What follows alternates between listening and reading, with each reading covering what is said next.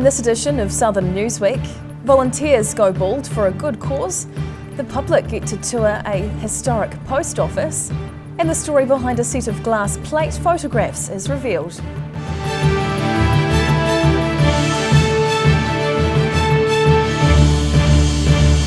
Kia ora, good evening, I'm Hannah Wilkins. A group of workers from Dunedin's Farmers Department store lined up last weekend to lose all their hair. Shave for a Cure is an annual fundraiser for the store, with staff blown away by the generosity of their customers. A bit more than a trim. Volunteers got a very close cut from hairdresser Hayley Gray on Saturday at the annual Shave for a Cure event at Dunedin's Farmers store. It's a fundraiser for the Leukemia and Blood Cancer charity, which Regional Manager Deborah Tomlin says is vital to keep the organisation running. Leukemia and Blood Cancer New Zealand receives no government funding, and everything that we provide is funded for by donated dollars. So it's very important to us to continue to support the 8 people a day in New Zealand that are diagnosed with the blood cancer, and we can help support them and their families through the journey. Many of those volunteering to lose all their hair had close ties to people who've battled cancer. I've had friends who have family members affected by leukemia. I have colleagues who have family members that have been affected by leukemia. So this is something that's quite dear to me as well. I've been absolutely blown away, just really touched. Farmers staff helped collect donations in store over the day, raising more than $6,000 from the event. I have been blown away by how generous people have been and how supportive people have been. It's really touching. It has been a really rough time for a lot of people, and working with these charitable organisations is just so important. Dunedin's Shave for a Cure was just one of many held across the country, with more than $600,000 being raised over the weekend. In Dunedin, the South today. The country's tourism and hospitality businesses have been given a lifeline by the government in its border reopening announcements. Immigration Minister Chris Farfoy has revealed a 9-month wage exemption for the two industries, acknowledging they were more heavily reliant on migrant workers than other sectors. Some welcome news for tourism and hospitality businesses. Wednesday's announcement by the government that full border reopenings will be brought forward by 2 months have been welcomed by the sectors. Immigration Minister Chris Farfoy also announced what he called rebalanced immigration settings for New Zealand. That includes the temporary exemption for tourism and hospitality business owners needing to pay the median wage of $27.76 an hour to migrant workers. That threshold will be reduced to $25 until next April. Hilton Queenstown General Manager Chris Eamon was happy with the announcement, but says it doesn't solve the big picture on lower skilled, lower salary staff shortages. We've seen now over the last few months that as businesses are coming back, there aren't people filling those positions now. There's a shortage for people in that space. And I don't see any relief coming for that with the way the immigration is set up at the moment. The government's acknowledged the hospitality and accommodation sectors have been struggling over the last year. It's offering options for 20,000 visa-holding migrants with a 6-month extension to people who already hold visas, or a new 2-year visa with open work conditions. Queenstown Mayor Jim Bolt was also pretty happy with the announcements. I do actually want to single out Tourism Minister Stuart Nash for the work he's done behind the scenes on this. Most important and a good piece of support for the industry. While visitors from Australia and visa waiver countries can enjoy the full ski season, news that all other countries can return before the end of winter has been welcomed. In Queenstown, the South today. After sitting empty for more than a decade, the doors to Christchurch's 140-year-old former chief post office were opened to the public for the first time. The Grand Hospitality and Visitor Complex in Cathedral Square is undergoing a multi-million-dollar restoration, but developers say they need help from the public to finish the job. Queues formed early to get a peek inside the development of one of Christchurch's well-known historic buildings. The Grand Hospitality and Visitor Complex is being developed inside the former Chief Post Office in Cathedral Square. The building was badly damaged in the earthquakes, but the new complex is now on track for completion in September. It's come up extremely well. Yeah, it's an asset now for Canterbury. Strengthening and external works have now been completed on the 140-year-old building. But now a crowdfunding campaign has been set up to help fund the building's internal fit-out. Our target is 150 or 150,000. So we've just got, I think we hit today 75,000. So we're halfway to that first target. The redevelopment will include restaurants and bars, a visitor centre, retail shops and one of the country's largest outdoor plaza areas. The square was the central heart of the city. Every major player city-wise in the world has a central hub, a central heart, and this is Canterbury's central heart. The public will get another chance to look through the historic building this Saturday. In Christchurch, the South Today. Detective work has been added to the skill set of the Glenorchy History and Museum Group. The volunteers have been uncovering the story behind a set of glass plate photos discovered in a local shed and revealing the man behind the camera. A lens into the past. The Glenorchy History and Museum Group has been delving into the background of photographer and carpenter Frederick Finch. The committee received a set of glass plate photographs from the Vent family 3 years ago and have been piecing together the local story. Leslie Van Gelder, Museum Group Chair, says uncovering Finch's identity and body of work is an important project. So we're kind of excited to rehabilitate his story because he just seems like a classic person who was here in those early days, who built a lot of stuff, but you could have forgotten that he was there because he's behind the camera, not in front of it. And yet I kind of think he was core to that early Queenstown period. The photographs were found in a Paradise Valley shed in the 1930s by Lloyd Vent. Initially, Finch's identity was a mystery, and while each photograph featured Finch's signature, the committee had to do some digging to find out who he really was. He was discovered to be a master carpenter and apparent local good sort. He built the staircase at Eichardt's Hotel, the old Glenorchy Library, and parts of the local hospital. Corrine Davis, Glenorchy photographer and committee member, had the task of recreating some of Finch's photos around Bullendale, and says it wouldn't have been simple for him. It wasn't an easy effort. He would have had to be very passionate about his photography to go to the places that he did, but we're very grateful he did because now we've got a record of what it was like back then. The committee's now trying to secure funding for an outdoor exhibition space in Glenorchy to showcase Finch's work, to be launched later this year. There's also a plan to open a photography darkroom in the future to provide a view into the world of analogue photography. In Glenorchy, the South Today. Whaiakene, still to come after the break on this edition of Southern Newsweek. Hospital workers go on strike, and an old gold miner finally gets a decent burial.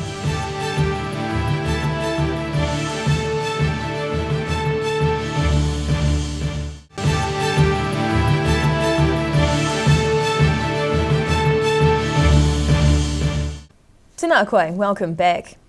If you're thinking of making use of Dunedin's growing networks of cycleways but don't have a bike, there's now a solution. A large supply of bicycles have been rescued from the landfill and restored to good running order and are now being offered to the public for an attractive price. Lots of bikes to choose from. The Te Araka thrift store is practically giving away some of the 500 odd bikes which are rescued from Dunedin's landfill every year. The store's run by the Sustainability Office at the University of Otago, with the bikes having been checked over and made available to anyone who needs one. Student lead John Commissaris says the price tag for the bike grab is simply koha, or donation, or whatever they can afford. There's no pressure, there's no expectation.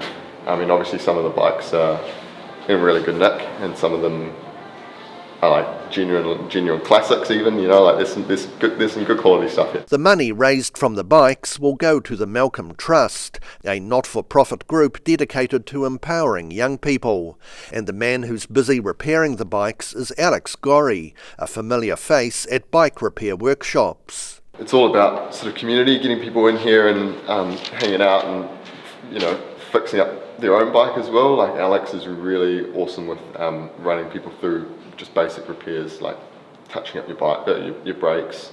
The aim of the project is to get as many people as possible riding bikes around Dunedin, and Commissaris says he's pleased with the public reaction to the initiative. It's been pretty cool. We've had quite a few people come through, and even if they're not here to get a bike, just to play around and learn how to fix one or break them down for parts. The selection of bicycles is available from the campus thrift store every Tuesday lunchtime. In Dunedin, the South Today. 10,000 hospital workers took to the streets around the country on Monday, protesting to improve their pay and working conditions. The 24-hour strike comes after 18 months of failed negotiations, which has seen many elective surgeries delayed. Cars tooted and hospital workers cheered as they took to the cold and wet streets today in Christchurch.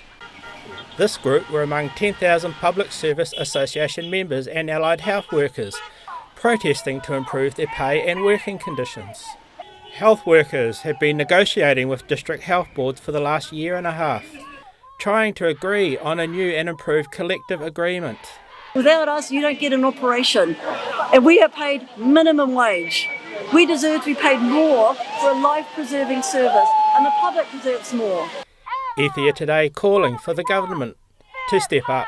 I'm hoping that Minister Little will listen to us today. I hope he will hear us today, and I hope he will step up and give us the pay and the fair treatment that we deserve. Raywin Love works as a hospital dental assistant and says she sees a steady stream of anxious and desperate patients coming through. She's been working in the specialised high-stress job for 16 years, but only earns $25.50 an hour. She claims she struggles to even afford regular dental treatments herself. It's really hard to survive at the moment with the cost of living going up, petrol and food prices.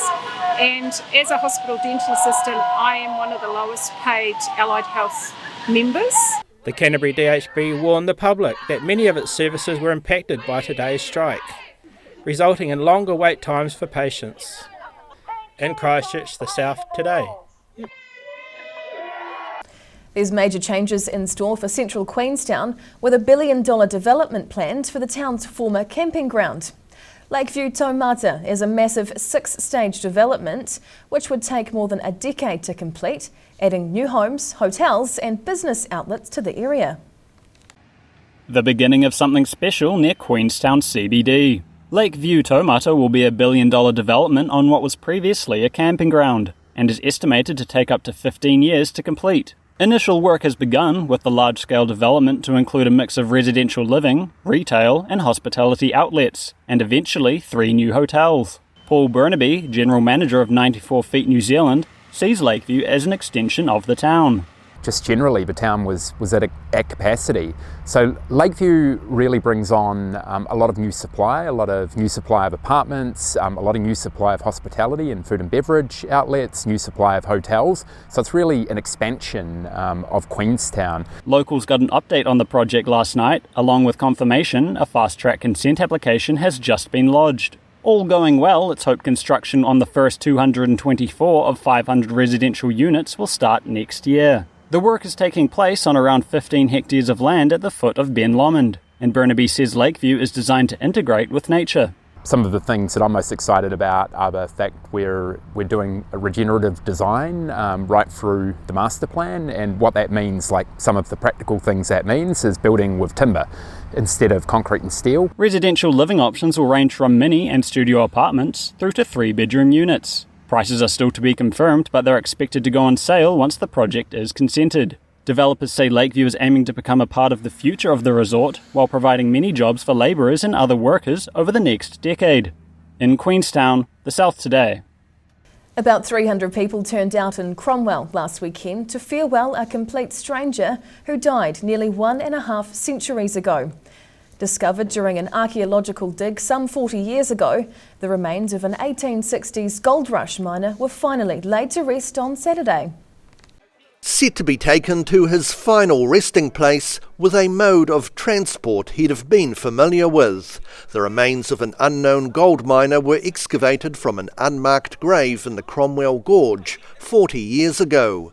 On Saturday, they were finally buried in a proper cemetery after a grand procession through Cromwell's historic precinct. It's believed the unknown miner died during the gold boom of more than 140 years ago, when much of the area was relatively untamed. The gold mine has come to be a symbol of why Central Otago was founded and settled back in the 1860s. The funeral was organised by Affinity Funerals, with funeral director Clark Campbell taking part in the procession. This gentleman may or may not have had a funeral or a formal send-off back then, but he's going to have one today, of which all New Zealanders should be entitled to a dignified ceremony and acknowledgement that they were on this earth. Campbell joined with many of the other 300 mourners in wearing an outfit as close to the period as possible, his clothes echoing his own family history. I have my grandfather's top hat, who is also a funeral director, and my great-grandfather's mourning jacket. He was obviously a small man because this is quite tight and I wouldn't consider myself large. Archaeologists served as pallbearers, with the Reverend Barry Entwistle presiding over the service. In Cromwell, the South Today.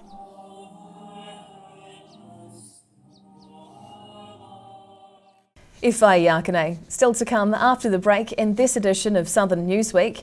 Plans for more public housing are revealed, and native trees are planted to beautify an area of Gore.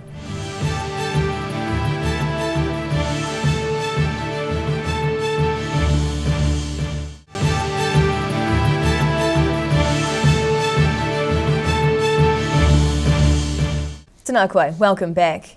The former home of the Gore Country Music Club is set to be demolished to make way for much needed new houses in the town.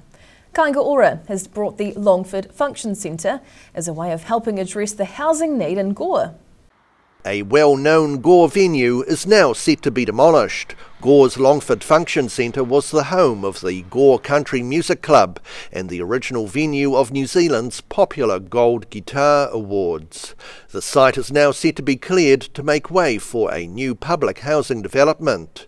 Kāinga Ora, formerly known as Housing New Zealand, has bought the property for an undisclosed sum. Otago Southland Regional Director Kerry Young says the land will be used for building new state houses for local residents who can't afford to rent a home privately. And we're really pleased to be able to support the Gore community with some new beautiful social homes, warm, dry and healthy. Under the public housing model, the government pays part of the rent for qualified tenants. But Young says the new homes in East Gore will look and feel very different to the state housing areas of old.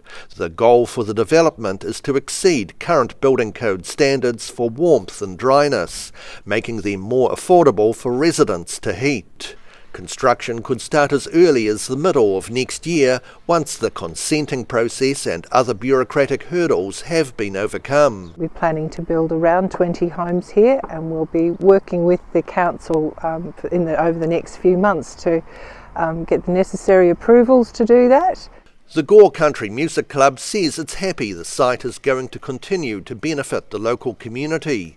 Kāinga Ora currently has 40 public homes in Gore, and in Invercargill it's got nearly 380, with another 14 already under construction.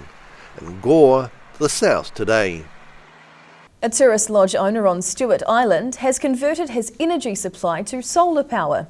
Peter Tate of Ashore Lodge says he's making a very good return on his investment and believes every house on the island should be fitted with solar panels. Happy living off-grid thanks to solar panels on his Stewart Island guest lodge. Since 1988, the island's been on a commercial power scheme, using a diesel generator to supply electricity to the homes in the Oban township, burning through about 1,000 litres a day. Because diesel isn't cheap, Peter Tate says the power bill for his Sales Ashore Lodge used to come to around $600 a month. But now, after spending a few $1,000s on these solar panels, Tate reckons he's getting about 12% back in savings, which is far better than keeping it in the bank. I think 12% return on capital these days is quite good, and it looks as if it'll get better, because I don't see the price of diesel going down anytime soon. It's been suggested the Southland District Council could set up a communal solar farm on the island, but Tate believes it'd be far better to have the solar panels on the roof of every house. First of all, you have to buy land, which costs money. You then have to organise reticulation into the grid, and we're talking quite big currents, so 1,000 kilowatt potential has to be built around that. That's a high expense. And of course the land has to be maintained, because you cannot allow those panels to be shaded. Tate says he's against the idea of the council spending millions of dollars on the solar farm. Instead, he would like them to loan the money at a reasonable interest rate to the locals so they can buy solar panels for their homes. If the council bought land to put up a solar farm, yes, they have a solar farm, but they have no money left at the end of it. They've spent that money. Whereas if they loan it, they still have the money. 3 years ago, the government granted more than $3 million from the Provincial Growth Fund to build a wind farm on the island. But that project's since been shelved after an agreement couldn't be reached with landowners on a suitable site to build the wind farm. On Stewart Island, the South Today. An old landfill site at Gore's Hamilton Park is being restored into a native forest thanks to the hard work by local schoolchildren. The project is utilising the labour from community groups as well as pupils from St Mary's School and Longford Intermediate. The objective is to plant some 2,500 native trees along the Waikaka walkway near Hamilton Park. So today we've brought our Year 5 students from St Mary's over to help with this cool planting initiative that the Gore District Council have put together to create a native forest at Hamilton Park. Planting is just a continuation of some planting done probably over a decade ago, and we're just kind of trying to fill up and finish the project really. Well, we love anything in the community, and obviously at the moment being able to get out and take the kids somewhere is pretty exciting. So we jumped at the opportunity. Also, we're a Catholic school, so we're all about God's creation and being able to help along that side of things. And it also worked in with our inquiry this year, which is Turanga Waiwai, the place where we stand, and so they're putting their mark on where they come from. We're probably standing on part of what was the Waikaka stream. So the Waikaka stream was diverted and straightened as we know it now, and then a lot of this area was filled partly as landfill and partly as fill. So it is very much sort of reclaimed land. The plants we're planting is very much a sample of what was originally here, probably pre-European times. There's lots of different natives that they've been helping plant. They're in groups with lovely people from the Rotary and the Parks and Reserves team, and so they're planting all these different wee plants, and then they put the guards around them to stop the rabbits from eating them. I think at the moment we've put about 3,000 plants in the ground, so we're planting about 2 hectares, and then we've got another hectare around the corner which we'll look at planting next year. In 2017, an Ashburton couple started building an environmentally friendly home with walls made from recycled tyres and rammed earth. Now, 5 years on, the pair are keen to share what they've learnt with anyone else who wants to build an Earthship house. Walking on top of her house. 5 years ago, Dawn Kirtland and her husband Lance started building their home near Ashburton, which has walls made of recycled tyres rammed with raw earth. She's now finishing off the inside walls with a render of adobe made from fine sifted clay. The house design is called an Earthship, and Kirtland says building it has been a positive move, both financially and environmentally. You're doing something for the environment. I mean, you know, we're facing timber shortages and increased prices in timber, and we've got all these huge piles of tyres polluting the planet. The couple live off-grid with solar panels for electricity, and they're heating the house with a fireplace. Kirtland says the insulation provided by the rammed earth walls means the house is never totally cold. And the last house we had in the wintertime was like an icebox. It was just so cold. And this house is beautiful, you know. You can come home at night after it's been shut up all day and you walk in the door and it's warm. And in true Earthship fashion, recycled ends of glass bottles are used to make some of the walls semi-transparent. The bottles in there that give you some nice sort of light coming from the outside in. The construction of the Earthship was a first for everyone involved, including local council staff, who Kirtland says were supportive and helpful. The couple are happy to share the knowledge they've acquired with anyone else interested in giving it a go. In Ashburton, the South Today. And that wraps up this edition of Southern Newsweek. For the latest news and videos from the Southern region, head online to odt.co.nz. And you can follow Channel 39 on YouTube to catch our news bulletins on demand. Have a lovely weekend. Nō reira, kia pai te po, ka kite anō.